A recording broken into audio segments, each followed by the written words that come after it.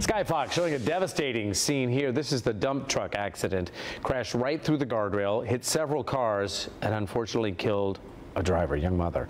The wreck happened this morning, I-4, right at the St. Johns River Bridge, stranding drivers for hours. 32-year-old Logan Cool from DeLand was killed. And tonight, a Palm Coast man, though caught in the middle of that deadly wreck, says that his defensive driving training probably saved his life.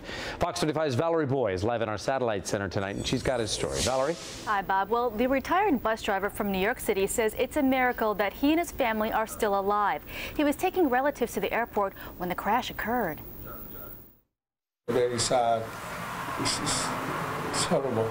Billy Rodriguez nearly lost his life after a dump truck lost control on I-4 and veered into the opposite lanes where he and 3 others were driving. He had to be treated at the hospital. Pain back in my back and my head and my right leg here.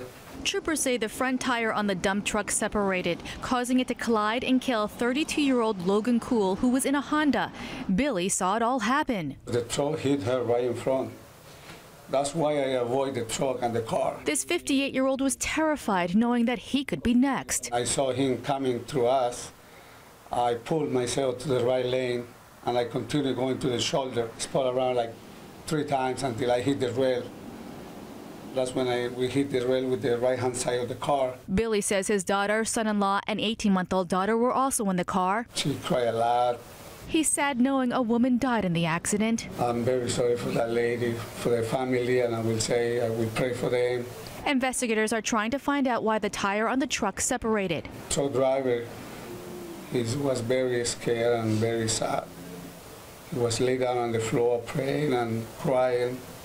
Billy drove a school bus in New York City for 20 years and believes that experience helped him survive. You gotta react quickly.